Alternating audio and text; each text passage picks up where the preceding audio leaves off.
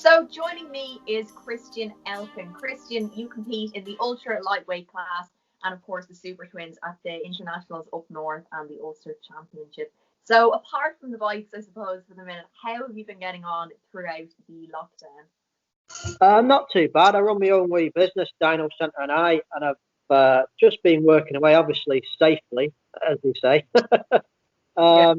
But no, I've been fairly busy. I was a bit worried to start with all this lockdown carry on and no motorbike racing, because I would say probably 75% of the work would generally be race bikes. Mm. Um, so I was a little bit worried. Obviously, with no racing really happening this year, but to be fair, I mean, obviously people aren't going on holiday and things like that, so they're spending money on motorbikes. So it's not as bad as I thought it would be. Yeah. So So yeah, so you've been racing now for many years on the roads and the circuits of course. But just to bring it back a little bit, where did your first love for motorbikes come from? it was my next door neighbour. Really, I lived in Macclesfield. I lived at number 100, and my best friend lived at number 98. And he had a motorbike, a field bike, should I say, not a race bike or anything like that. He had a field bike, and I was like in the early teens, and I was going watching him racing around fields on a field bike, that's a KE 100 or something silly like that. He was called James Ford, and to be honest, it was him really that sparked the interest in bikes. And so from that, I suppose, kind of going around Fields or whatever with your best friend, on bikes, what sort of route then did you take to kind of take it a little bit more seriously, I suppose?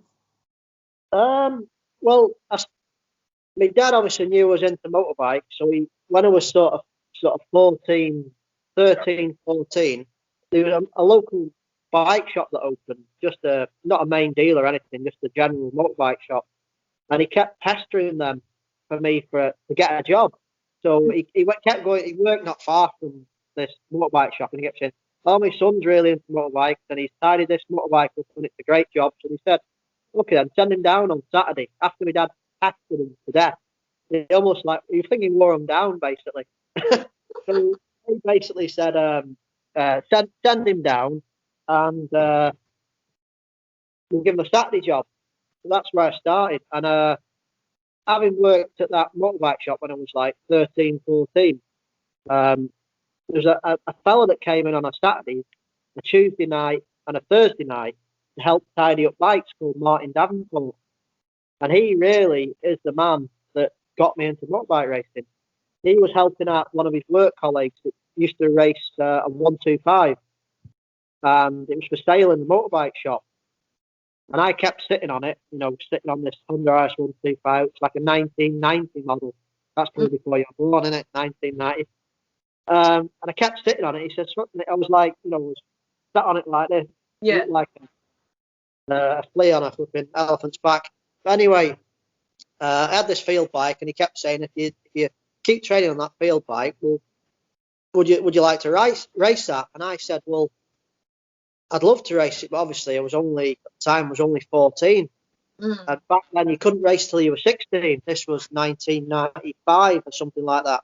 So he basically said, look, we'll try and get you a license, and he says, I'm going to buy this bike because it was in the shop for sale for years. Well, no, maybe a year, and he couldn't sell it. So he ended up buying it something like for £900. And he says, right, I'll let you race it. So we went out and got this like really old-fashioned set of leathers, a helmet that was absolutely massive, and these like BFE graffiti, like really dodgy-looking boots. But the first time I rode it was on an airfield. Right. Just round an airfield, and I was 15. But back then, 15, you couldn't race a motorbike until you were 16, a road bike. Mm. But because I raced at Darley Moor for the first race, and Eddie Nelson, he was like one of the top guys in the ACU, I think, at the time. They actually issued me a license when I was 15 to race only at Darley Moor. So the first year I just raced at Darley Moor as a novice. I mean, my first race, I didn't even make it round the first lap. I went straight on at the second. There's a little chicane, and then a 90-degree right hand, and I just went straight on.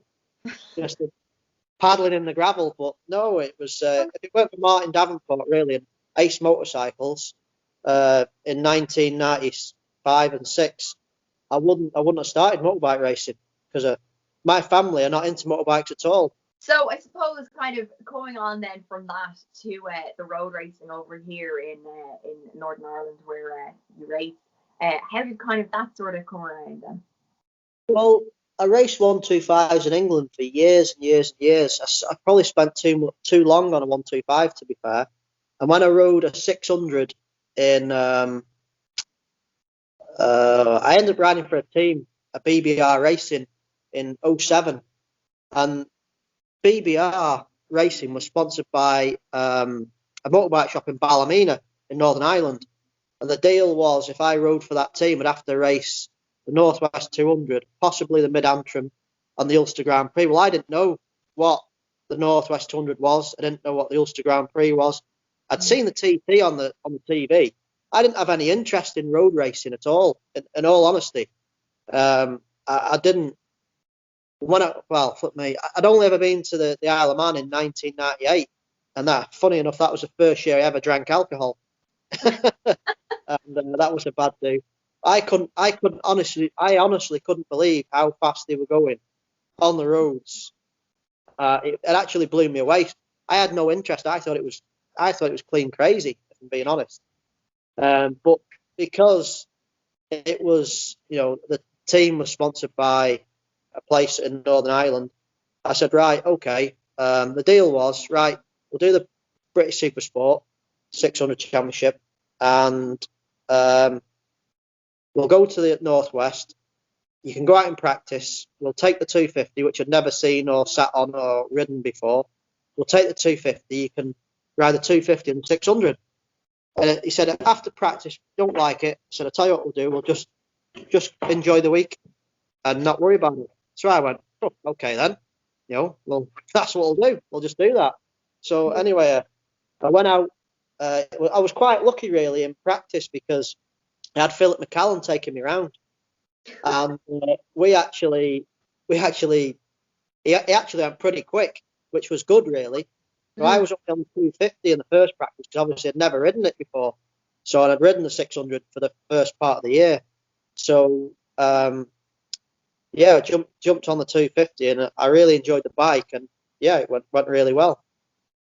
So I suppose to skip on a little bit then, you just say like it was the Northwest and the Ulster that you kind of started off with. And the Ulster you've had quite a bit of success, I suppose, around the Ulster as well. And last year, was it a second in the lightweight, and then you went and stole the victory off Castleblaney boy Joe Laughlin then on the Saturday as well in the Super Twins. So it must be brilliant though to the Ulster always attracts like such a crowd, and the atmosphere. It must be brilliant to win in front of those crowds, like. Yeah, it's totally different to short circuit racing. I mean, the crowd really get behind you in road racing. I mean, the year when I raced for Michael Dunlop at the Northwest, when his father was killed, the crowd was hanging over the edges like I've never seen in my life before, waving programs, and the Ulster Grand Prix like that. And I suppose now I've been over here for like 12 years now. So I'm almost like one of the, I suppose, regulars. I'm a bit of a blow-in, like, but I'm not. I'm sort of one of the regulars now, I suppose. And I know the organisers of the Ulster Grand Prix in the Northwest and everything like that, and have a good relationship and stuff, and they are very good to me. But yeah, road racing just mega, just mega. The buzz it gives you, there's nothing else like it. There isn't anything like it, honestly. And just sticking then with the Ulster Grand Prix for a minute, like, you hear people kind of in the media and stuff saying, like, it has everything. It's fast corners, like long sweeping bends, the long straights, like they're like the flying kilo and whatnot. But what is it like, as a rider, like riding at the Ulster Grand Prix? What do you think, I suppose, it's like in your opinion? Like you say, there's a bit of everything, but I think I've ridden all tracks quite a lot of tracks in Europe and stuff, Grand Prix tracks, and I think the Ulster Grand Prix is one of the best tracks in the world to ride. Obviously, I've never ridden the TT, but the Ulster Grand Prix is. I mean, when you go around between Lockers and Joey's Windmill, like tucked in flat out on a 600, I mean, it's unreal. Like, Like you say, there's a bit of everything. I like real fast flowing tracks, and the Ulster Grand Prix is, apart from Lathamstown and Cockenstown, it's as fast as you dare, really. So it's mega. What do you think it takes to get a win around the Ulster Grand Prix? Just you've got to know the track, really. I mean, you can't just put. There's not many people that turn up at the Ulster Grand Prix and win straight away. I don't think. I mean, yes, you might get on the podium, but in the big races, you wouldn't turn up and win straight away. I wouldn't have thought. Yeah, I was going to say you need big bollocks, really. You do need a lot of commitment. 100%, you need serious commitment to win it. I mean, if you look at Peter Hickman round the Ulster Grand Prix last year, oh my God! I mean, he was unreal. Like, I mean, unreal. I mean, I remember following Bruce Anstey at the Ulster Grand Prix maybe 3 years ago, and it was raining enough to like it was mental rain, but round from the hairpin down to the start finish, some real fast sweeping corners. And I was behind Bruce, and he just threw it in, and I thought, mate, that is some commitment. And you need serious commitment at the Ulster Grand Prix if you want to be anywhere near the front. Even in the top, listen, any rider, to be honest, to go around the Ulster Grand Prix, you need serious commitment. I mean, I was going to say the top 10, but that's nonsense. I mean, you can be in the top 20 and you're still going hell seriously. So. And then I suppose over here, Ireland, our weather, even though we're in the summer, our weather is still 50-50, there's always, like the Ulster is a prime example of that, and the Northwest as well, and that's in the summer, that's in May. But I suppose bearing that in mind, the conditions, you're always going to get a bit of rain at whatever meet it is that you go to. But what kind of conditions suit kind of your riding style? Do you have kind of a preferred sort of, dry, wet, like what? No, I'm not bothered, but I'm not fussed about the wet.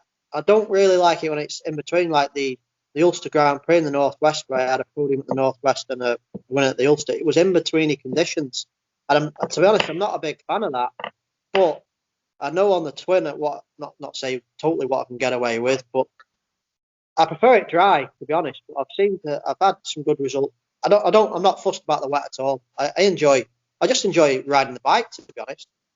I just love riding bikes. And then, of course, to be able to go racing, another huge thing that is a part of racing is sponsorship. And, sponsors play a crucial role in riders being able to go to the track. And how important for yourself is it that people kind of get on board and are able to kind of give you a dig out? Well, it's massive to me. I don't have lots of people giving me a lot. I don't have like a massive sponsor. Like Bob Wiley supplies a bike for me, 600. But I have a few little sponsors that buy me, a set of tyres here and a set of tyres there. Without sponsorship, I would not be racing motorbikes whatsoever. I mean, the amount of customers I have in the shop here that are trying to go to England and race motorbikes and stuff, and the money it takes, they're really, really, they're really struggling to pay to go motorbike racing.